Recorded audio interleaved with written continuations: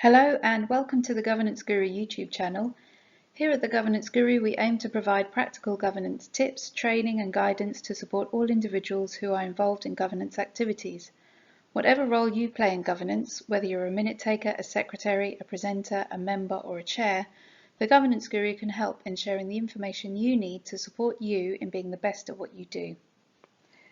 Today we'll be sharing top tips on how to write formal meeting minutes, such as for boards or committees. If you would like tips on writing informal meeting minutes, for example for team meetings, please see our video How to Write Informal Meeting Minutes, which you can find on our Governance Guru YouTube channel. So what are meeting minutes? Meeting minutes are a written summary or record of what is said or decided at a meeting. I have been taking minutes for 20 years for a variety of different meetings, from one-to-ones to team meetings to councils to committees to boards, and in my experience good minutes convey in a clear and concise way what happened or what was discussed and agreed during a meeting to someone who is not in attendance. Good minutes should summarise but not transcribe what occurred at a meeting. There are a couple of ways of taking minutes.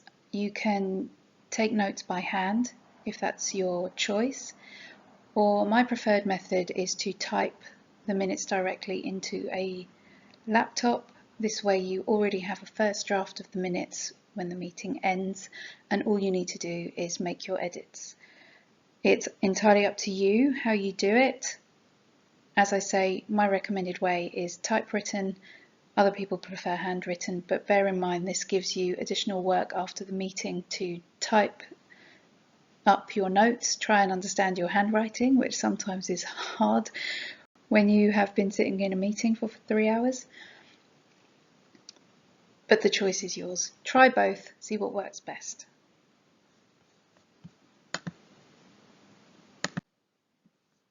There are 4 steps to minute taking. The first is preparation, which is vitally important.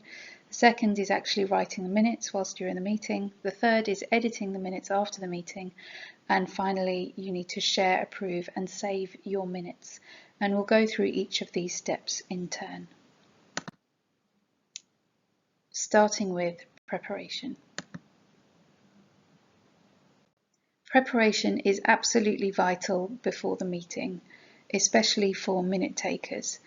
If you are only writing the minutes for this particular meeting and you are not organising the meeting or responsible for the administration of the meeting, there's a slight separation in responsibilities there.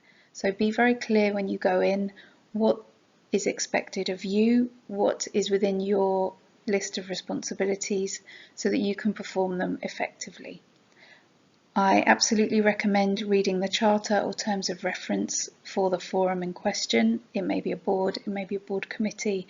Familiarising yourself with the charter or terms of reference means you are more familiar with the roles and responsibilities of the forum and of the expectations of that forum.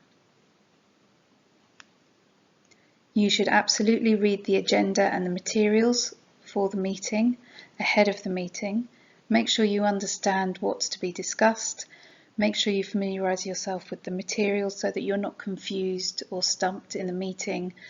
Any particular language or abbreviations that may appear, try and find out what they are ahead of time so that you're not confused when you're taking notes and that your notes are clear and accurate. Even if you are not the secretary for the meeting, even if you're not arranging or administering the meeting, you should be very clear who is expected to attend. You should have an attendee list, and especially if this is a formal meeting, there's likely a quorum requirement which will be outlined in the charter or terms of reference. Make sure you understand what that is. It may be a majority of members, it may be all members. Be very clear on the requirement, because you will be asked at the beginning of the meeting to confirm if the meeting is quorate, and the meeting can only go ahead if a quorum is reached. So it's vitally important that you confirm in advance who is expected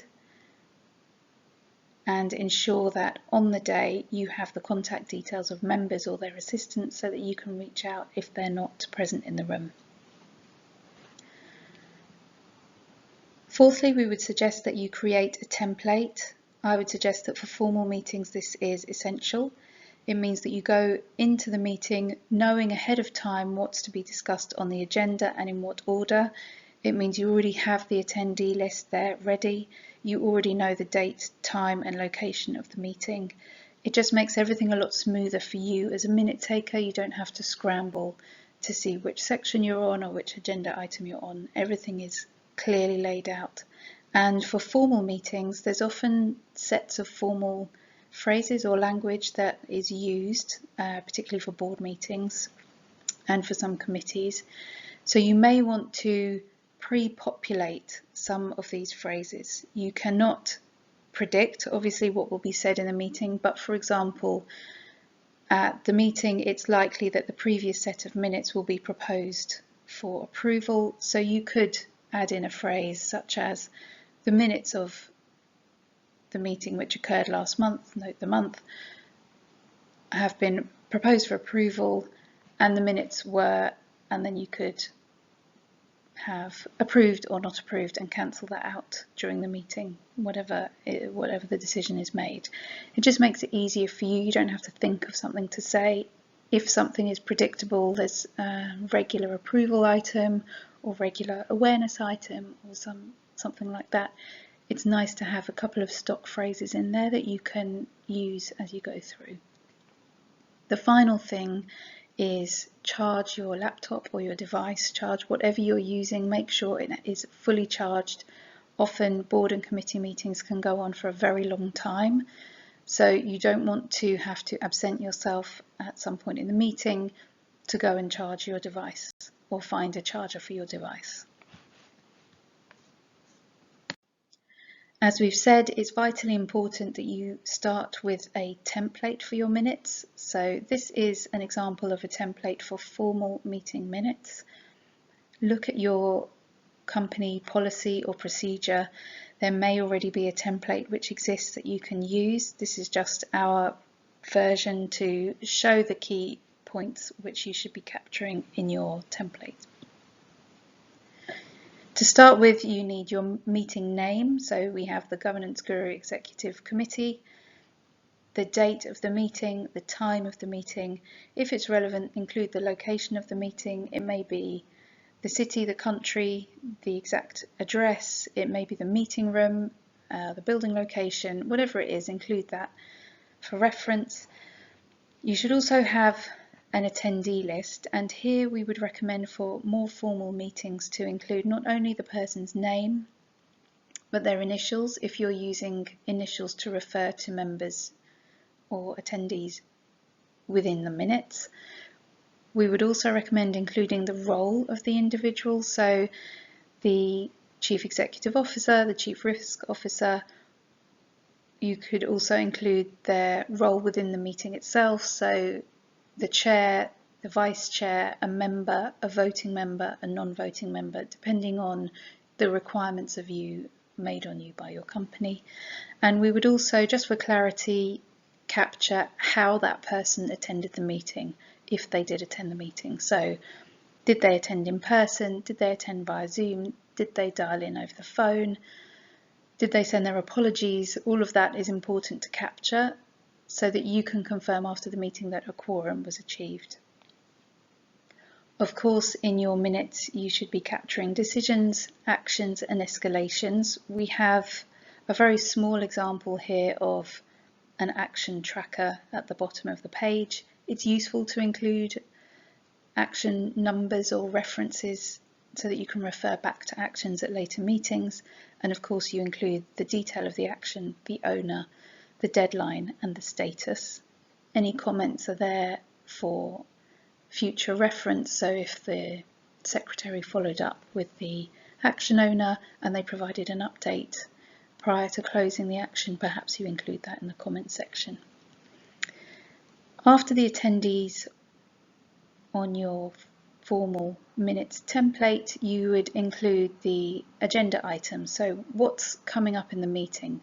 take your agenda, break it down by sections, and create a section in your template for each of the agenda items. It makes it very easy then for you to go through as the meeting goes on to capture the points in the relevant section, so that it's much easier when you go back for your own reference. You know which point you were at when so-and-so said whatever they said. Here is an example as well of stock phrases that we've included. So we're not predicting what people are saying, but we are including stock phrases that reoccur at every meeting. So for example, the chair opened the meeting and a quorum was confirmed. The meeting can't go ahead if there's no quorum, so it's highly likely that a quorum will be confirmed, or you would amend that to say a quorum was not confirmed and the meeting did not take place. In the approval of the meeting minutes, again, this happens at every meeting, so you could use the stock phrase, the chair presented the minutes of the previous meeting for approval, noting all feedback from members had been incorporated, and then the minutes were either approved or not approved by consensus of the committee, or whatever it says in the charter or your requirements. It may not be by consensus, it may be majority of voting members, whatever it says, you can capture that here. What should you bring to the meeting? Having taken minutes for 20 years, I can assure you that a fully charged laptop along with a charger is vital, as is a backup. So should your laptop need a restart in the middle of a 3-hour meeting, if you have a notebook and 2 working pens, you will always have a backup. There's no need to panic then, you are calm and in control of the situation. So fully charged laptop and charger, a notebook and 2 working pens. Of course, you want the meeting materials and the agenda so you can follow through as the meeting carries on. You know where you are, and if you have any questions as to who is speaking, if you don't know the attendees or what they're talking about, the materials should be able to help you with that. For your own comfort, we'd recommend taking something to drink, perhaps a small non-noisy snack and some tissues just for your own comfort in the meeting. On the day of the meeting, make sure you use the bathroom before you head into the room or join online. It's not only for your own comfort, but also to avoid missing any important sections of the meeting out of the minutes. So if you need to get up and absent yourself from the meeting at any point, you'll miss some of the discussion and potentially your minutes will be incomplete. So we definitely recommend using the bathroom first. Arrive at the meeting at least 15 minutes early, especially if it's a long and important meeting with a number of attendees.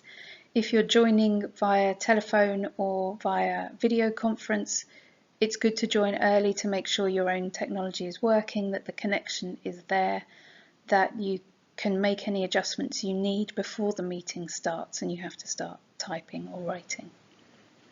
If you are joining the meeting in person, go to the room early. Again, 15 minutes is ideal.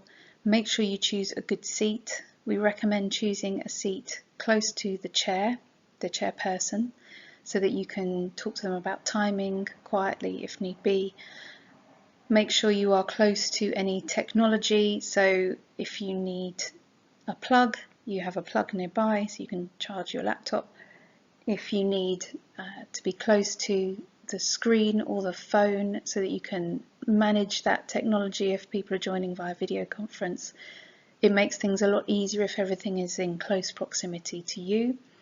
We also recommend choosing a chair which is in eye line of the door so you can see who comes in and who leaves. This is especially important if you need a quorum for your meeting at all times.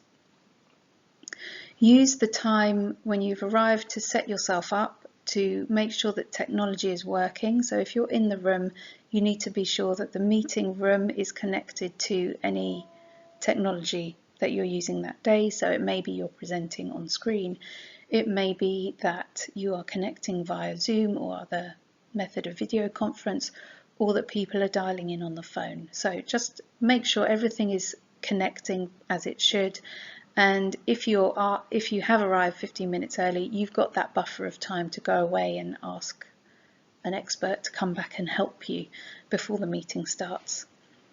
You've got your great seat now, so you can see people as they come in. Tick them off as they come in. If you're not sure who is who, we've got some tips on that later on in the presentation.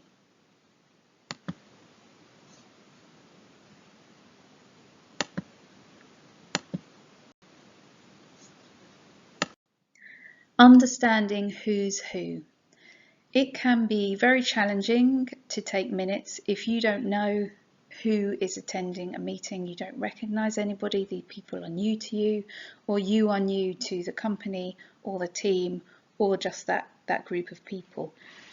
There are a number of top tips we have to help you navigate this challenge. The first would be to have a look at your global address book, intranet site, SharePoint site, perhaps LinkedIn.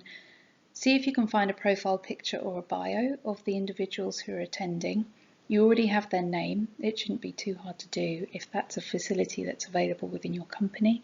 This way you can familiarise yourself with names and faces, and it's more easy for you then when people walk into the room or join the video conference to tick them off. If that's not available to you for whatever reason, you can go to the chair ahead of the meeting and ask them to assist. So they should recognise everyone who's attending, and they can welcome them by name as they enter the room, which will help you as a minute taker tick people off to verify a quorum. Other ways to find out who people are, you can go back to basics and do a roll call at the beginning of the meeting, making sure you have everybody you need in attendance and that you have a quorum for the meeting to take place. You can ask people to announce themselves as they join, and if people are joining via video conference, ask them to make sure that they have typed their name very clearly on there to identify themselves. Another way, if you're sitting in a room physically with people, it's quite nice to create a seating plan. So you know your own name, you should hopefully know the chair's name, and you may know a few people in the room. You can plot a very quick seating plan, and that should help you afterwards. You could go to the chair and say, this person was sitting there and they said this, but I'm not sure of their name, and they should be able to confirm that to you. So they are a few top tips on understanding who is who in a meeting.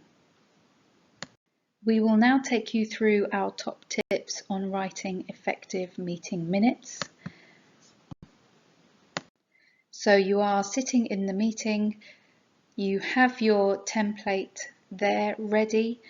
You should be typing the minutes directly into the template, and that means you now have a first draft. We also recommend that you set your laptop to save the minutes at regular intervals throughout the meeting.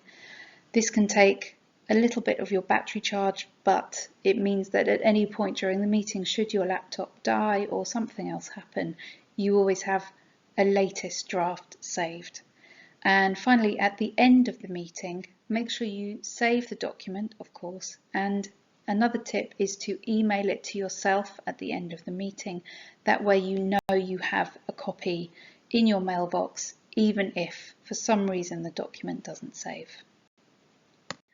So let's go through the do's and don'ts of writing minutes.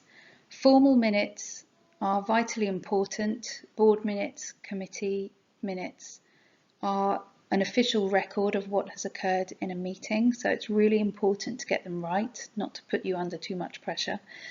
And these are our top tips on how to do that in the most effective way. First of all, do capture as much as you can during the meeting.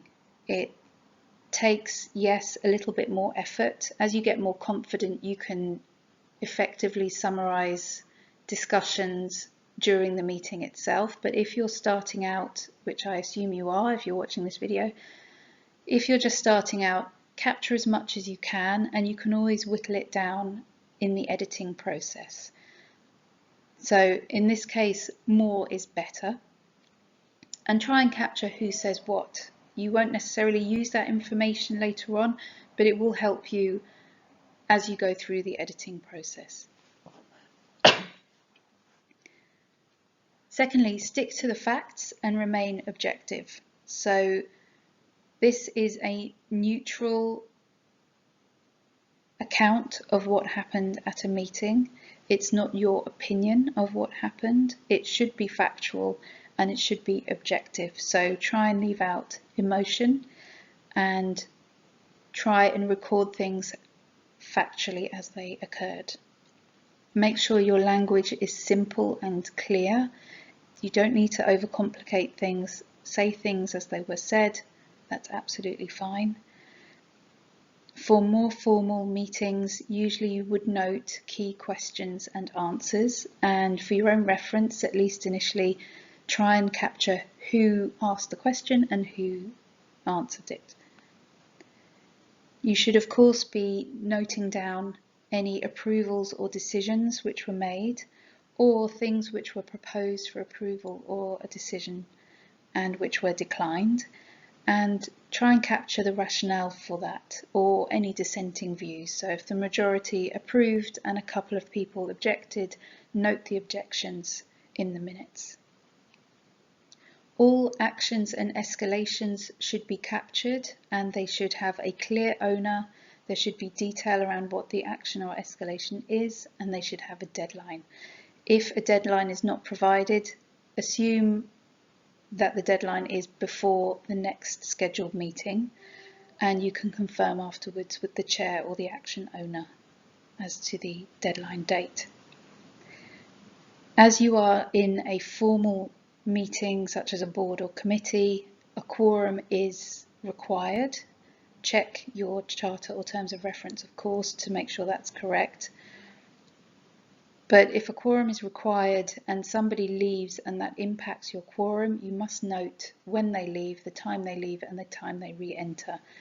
Any approvals or decisions made in that time would not be valid. So you should be notifying the chair if you lose a quorum at any point during the meeting. If you are not the secretary for the meeting and that falls within their responsibilities, that's absolutely fine. Inform the secretary so they know. And finally, you should always note the time that the meeting ended.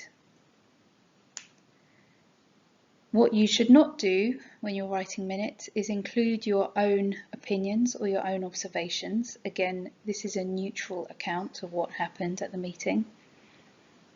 Do not include any slide content that is read out during the meeting. Some people present by reading slides, and that's not content which should be captured in meeting minutes. That's available in the materials.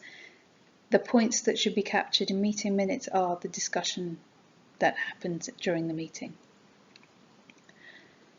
It does happen that people, especially in longer meetings, could waffle, get too into the detail, or have side conversations which are off topic or not relevant to the meeting or to the agenda.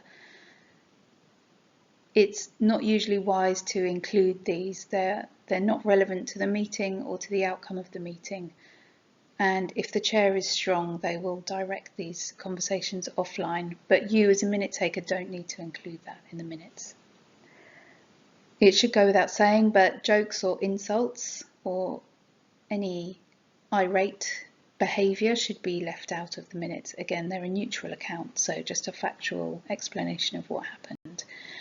And you should usually avoid including direct quotes from meeting attendees. I have been taking minutes for 20 years and I still learn every time I take minutes, so don't be hard on yourself, do the best you can, and remember that practice makes progress. Now let's look at some top tips for editing minutes after the meeting. So it's after the meeting, hopefully you've had a break, perhaps you've had a sleep, perhaps you've had a drink or something to eat, hopefully some fresh air, and now you're sitting down to edit the minutes of your board or committee meeting. First of all, we would recommend saving your first draft as version 1 and then saving a second draft as version 2 that you will now edit. This means that if anything happens to your second version, you always have the first to fall back on. You're not reliant on one version. And as you go through your editing process, remember that minutes must be accurate, objective, clear, and complete. Let's go through the do's and don'ts of editing minutes. First of all, do always edit minutes as soon as possible after the meeting. It may be that you can't get to them to the next day, that's fine. Make sure you have a break between the meeting and the editing of the minutes so that you feel a bit fresher, but come to them as soon as possible to make the editing process easier for you. Always refer to individuals consistently throughout the minutes. If you are using initials, so Joe Bloggs would be JB, refer to all individuals consistently throughout the whole set of minutes. If your company has a different approach, it could be Mr. Joe Bloggs, that's fine. If it's Joe Bloggs or J.Bloggs, whatever the approach, just be consistent with all attendees across the whole set of minutes.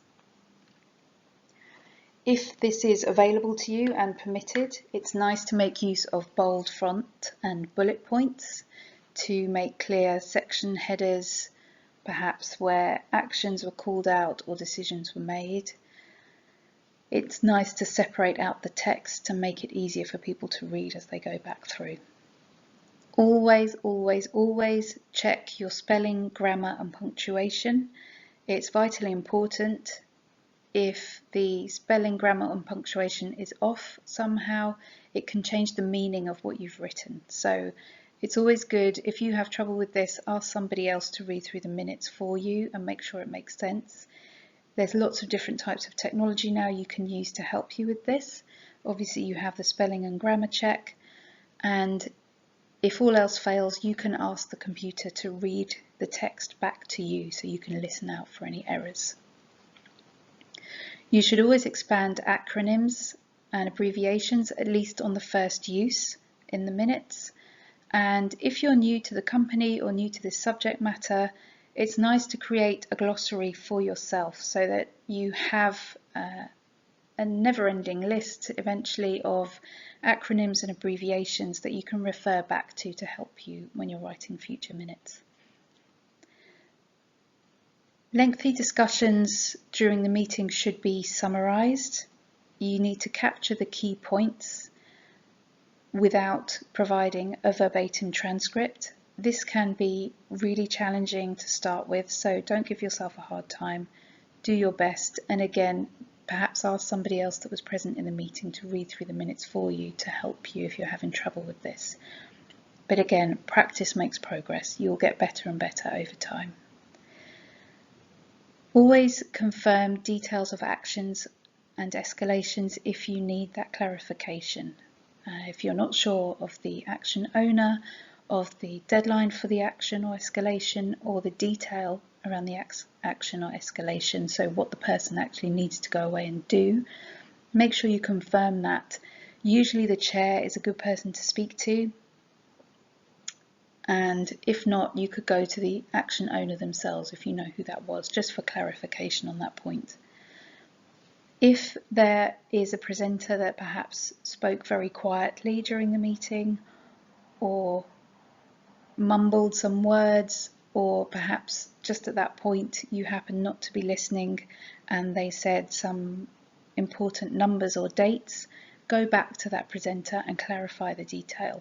You need to make sure the minutes are accurate. So you're not asking them to give you a transcript of what they said, but you can confirm the details if you're not sure on those.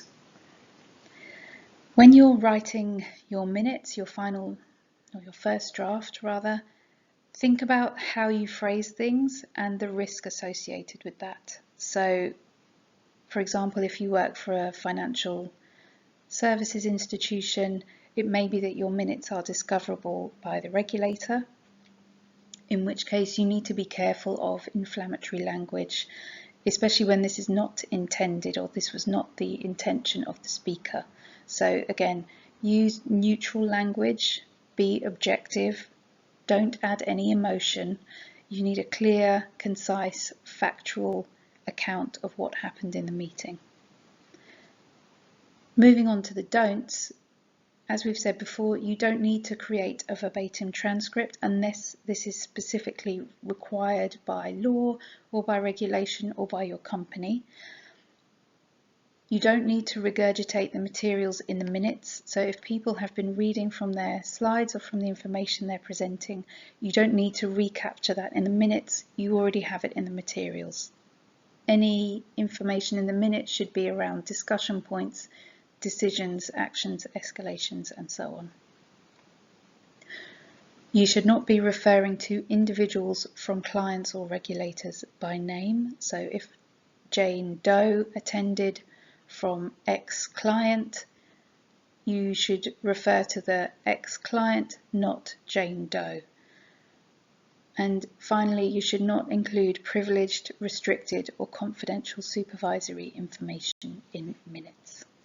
This sort of thing should be outlined anyway in your company policy or procedure document. Let's talk through the final step in writing minutes, which is sharing, approving, and saving the minutes. First of all, as soon as possible after the meeting, you have edited your minutes, you have a draft saved, and you share that draft of the minutes via your approved medium. For most companies, it is via email, it may be via link, you might use Google Docs, whatever the medium is, whatever's approved by your company, that's how you share the minutes. They should be shared as soon as possible after the meeting and ideally within 3 to 5 working days for feedback from attendees. Again, if your company has a policy which states 7 working days or 2 weeks, whatever it may be, make sure you abide by the policy, but best practice is as soon as possible after the meeting has taken place. If you are approving or requesting approval of the minutes via email, it's nice to include voting buttons. It makes it very clear for you if you're collating back feedback to note who has approved or not approved.